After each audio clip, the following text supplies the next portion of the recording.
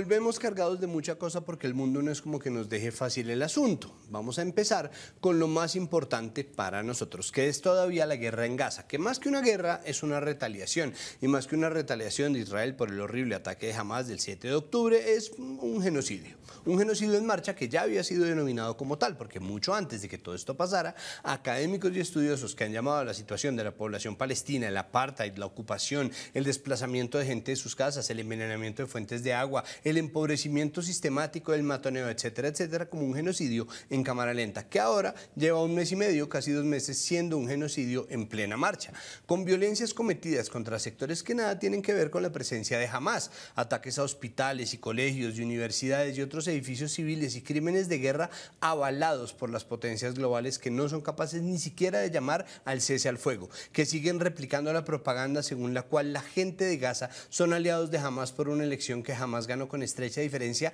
en 2006, cuando los miles de niños y niñas ahora asesinados ni siquiera habían nacido, o la propaganda que dice que los niños y niñas son escudos humanos de Hamás, lo cual no entiendo cómo puede utilizarse como una justificación para disparar contra ellos y ellas. Pero claro, mientras Genocide Joe, Ursula von der Leyen, Rishi Sunak, Justin el progresista Trudeau y Olaf el socialdemócrata Scholz siguen dando la espalda a la gente masacrada en Gaza, pues la gente sigue protestando y no podemos dejar que se nos vaya y no podemos dejar que se nos olvide ni que los villancicos callen lo que pasa en Palestina, y solo deberemos parar cuando efectivamente haya un cese al fuego y un llamado a la justicia internacional a los perpetradores y a los acólitos de estos crímenes contra la humanidad. Israel, sin embargo, sigue actuando como quien sabe que nada le va a pasar. Sin ir más lejos, el embajador de Israel en Colombia, Gali Dagan, le iba reclamando al Espectador por publicar los ataques contra el hospital de Al-Shifa, que pasaron, y no por publicarlos y por no publicar los heroicos videos del ejército israelí entregando unas incubadoras y ayudas al mismo hospital donde ya se habían muerto tantos niños y bebés y que ellos ya habían atacado, y francamente, de verdad, ¿ya para qué? Pero además, ¿qué carajos hace un embajador diciéndole que sí y que no debería publicar a un medio de comunicación?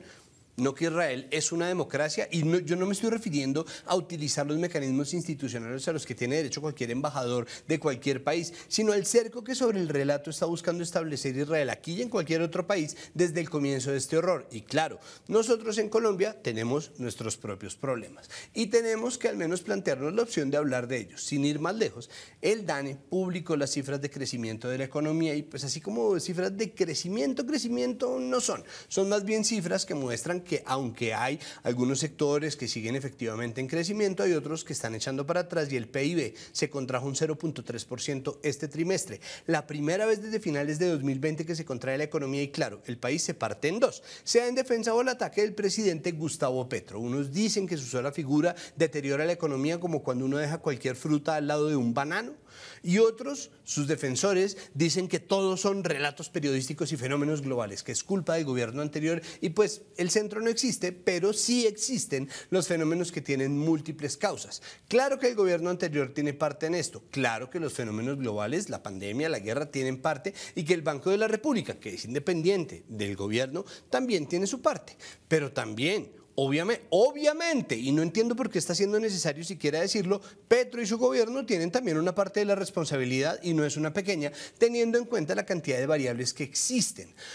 Como hay que proponer soluciones, el gobierno también está proponiendo, y propone 3. La primera es una que lleva pidiendo hace rato Petro, y que es que el Banco de la República, contrario a lo que suele decir el Manual de Combate a la Inflación, empiece a bajar las tasas de interés, no solamente porque lo propone Petro, y no solamente lo propone Petro, también lo propone Alejandro Posada, columnista del Espectador, sobre la base de que podría estar siendo contraproducente en este particular capítulo de la inflación, teniendo en cuenta que cada gran inflación global ha sido distinta y ha requerido soluciones distintas cada vez. Como el Banco de la República es independiente del gobierno, posiblemente no harán lo que les diga el presidente, salvo que exista alguna evidencia clara de que ese es el camino correcto, pero la evidencia clara no es un insumo frecuente en la economía. La otra propuesta es la de incumplir la regla fiscal, que fue impuesta hace relativamente poco y permite que haya confianza por la estabilidad en el gasto público. La propuesta nace de la necesidad planteada por el gobierno de hacer más inversión pública para impulsar sectores claves que necesitan de un impulso estatal, pero además darle a la gente para que pueda comer y comprar cosas, que es parte de lo que supone activar la economía.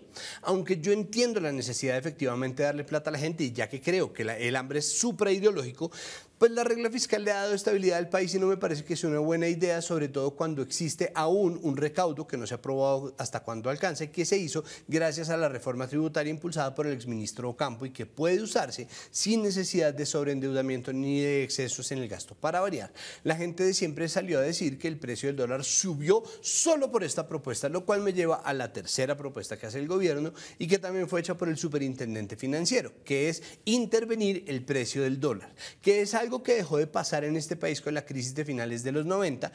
y esta tampoco depende del gobierno, sino una vez más del Banco de la República. Y la razón por la cual a mí, por ejemplo, no me parece descabellada es porque el dólar se ha vuelto el caballito de batalla número uno de la desinformación económica. Al principio, cuando se subió,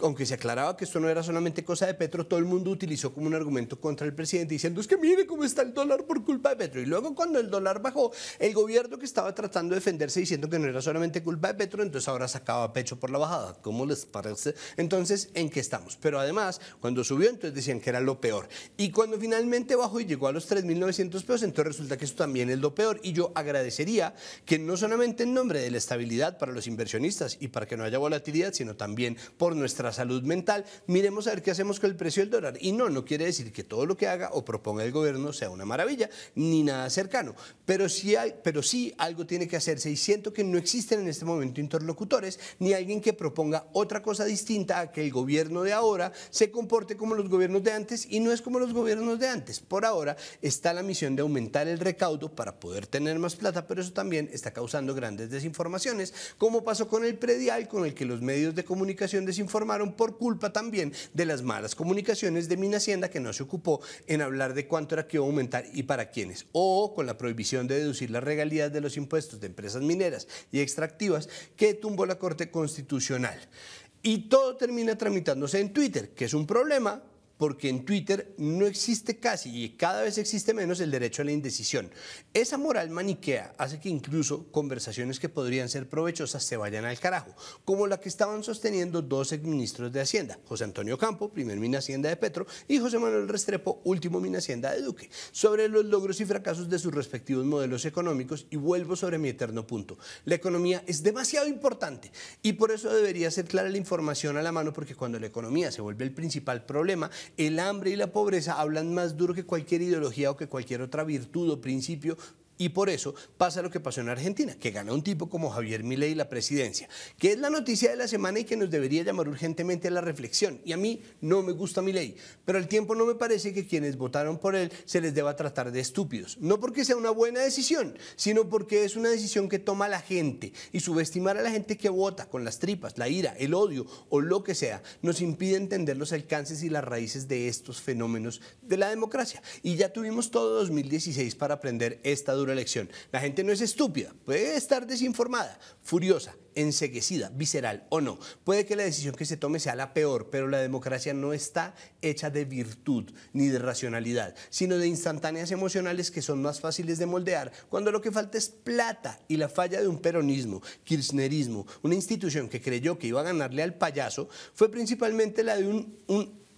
clan político, una facción política que creyó que podía hacer cualquier cosa e iba a seguir allí montada, y no es así. Y es una lástima, de verdad, y la escalada de este nuevo autoritarismo de ultraderecha que se disfraza de libertad para arrasar con victorias sociales que tomaron décadas como en Estados Unidos, solamente se explica en el absurdo mismo del poder, que incuba en su corrupción y en su autocomplacencia este tipo de fenómenos. Bueno, eso y que el centro, que no existe, de verdad no sabe, como le pasó a Catherine Miranda, que era mejor entre Milei y Massa. Y eso también pasa porque ante la pregunta de Miranda, que es francamente ridícula, igual la izquierda sale con respuestas ridículas de adolescentes como la de la representante Carrascal, que nos muestra en qué lugar se encuentra la oferta de análisis de la izquierda de este país. O si no, miren entonces esta sucesión de trinos. Primero el de Duque, que se regodea en la victoria de alguien que promete hacer algo que ni siquiera él habría pensado en hacer, solamente porque eso molesta al petrismo, y que es respondido por Petro, que nada tiene que hacer respondiéndole al expresidente justo en el momento en que las formas importan, que son los inicios de los procesos. Seguro Petro va a tener razón sobre el neoliberalismo y Milei va a tener que hacer mercado con la ayuda del Estado, como hacen todos los libertarios,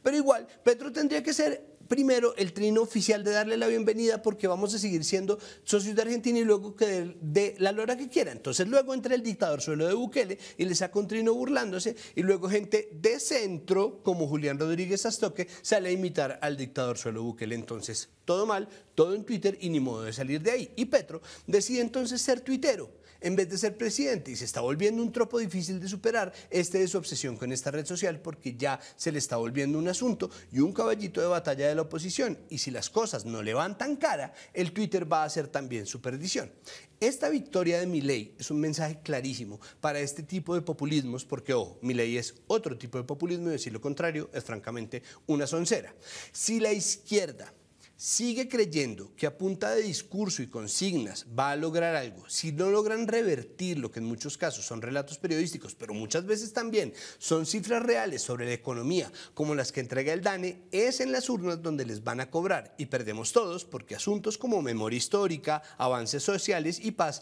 quedan relegados por el bolsillo, que es crucial y nubla a todas las demás herramientas de análisis. Por el otro lado, me parece que están miando fuera el tiesto los que dicen que el problema es que la izquierda se haya puesto en causas que según ellos no les corresponden, como los asuntos de género y diversidad sexual, los enfoques diferenciales y las luchas culturales, como si entonces la culpa la tuviera quien enarbola las banderas, todas las banderas de la gente, que es lo que toca hacer, como si no se pudiera pensar sino en una cosa a la vez y entonces tenemos que avalar la homofobia y la transfobia simplemente porque la gente tiene miedo al progresismo o porque hay una facción de la izquierda que es efectivamente y francamente misógina, racista, xenófoba, homofóbica, lesbofóbica, bifóbica y transfóbica. Entonces, ¿para qué carajos nos sirve la utopía si no es para que la política representativa, ese ejercicio horrible en el que activistas y periodistas terminan pidiéndole a la gente que elijan a quien luego les va a hacer ghosting, tenga algún sentido? Entonces pilas, porque ni es el olvido de la gente lo que garantiza el triunfo ni si puede reducir el análisis a las narrativas periodísticas, que claro que existen, pero no son el todo de lo que pasa ni excusan las incompetencias, lentitudes, omisiones y errores del gobierno. Todas estas cosas están pasando al tiempo, como ocurrió en el Estadio Metropolitano, donde un grito de "fuera Petro" fue direccionado por un grupito de personas y una tiktokera contra la hija menor del presidente Antonella. Todo mal, porque esto fue una clara instrumentalización de la manifestación política legítima en contra de una persona menor de edad, y ambas cosas son ciertas. La gente tiene derecho a gritar lo que quiere, mucha gente seguramente no sabía que estaba ahí Antonella, pero es inaceptable que un par de influencers y un par de gente decida poner a las personas enardecidas a matonear a una menor de edad, que es lo que hicieron. Y es verdad al tiempo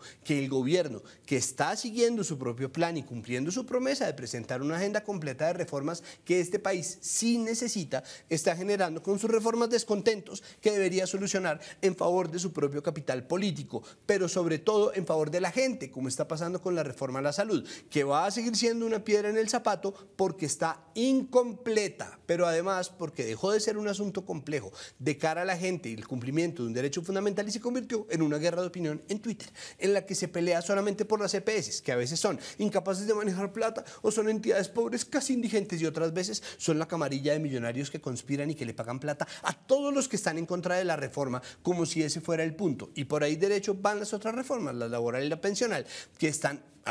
al tanto de las necesidades de la gente, solucionan todos los problemas que deberían. Nos estamos preguntando eso, ¿están dialogando lo suficiente las reformas? ¿Cómo puede proponerse una reforma pensional y al mismo tiempo dejar a un tipo que es una cuota política y nada más como Jaime Duzán, al que ya le salió la primera denuncia por estar presuntamente modificando parámetros de evaluación para poder otorgar contratos a dedo, como lo señala Juan Pablo Calvás en El País? Es insostenible que un gobierno de izquierda siga haciendo oídos sordos a la gente, porque relato periodístico o no, van a terminar montando a alguien que represente toda esa inconformidad y pueda montar el circo de un cambio al cambio. Entonces, ¿qué le queda al gobierno? ¿Acordar, dialogar, al menos escuchar y volver a proponer? Simplemente seguir, por favor, no me malentiendan, porque es que nada tiene que ver específicamente con la agenda de reformas. Incluso si hay una que no me gusta nada, una que y otra que sí, independientemente de lo que podamos decir, porque, y esto tiene que quedar en algún lado para que por favor lo recuerden, mucho de lo que la gente ve de la política es su ejercicio, no su sustento, y de nada de eso vamos a hablar.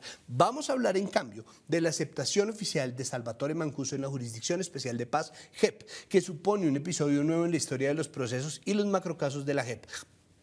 así como una serie de testimonios que ofrecen sacudir el mundo político colombiano. Sobre las implicaciones, el mecanismo, los retos y el cronograma de este ingreso vamos a hablar hoy. Por eso nuestro hashtag de hoy es Mancuso entró a la JEP, y ya volvemos al lunes.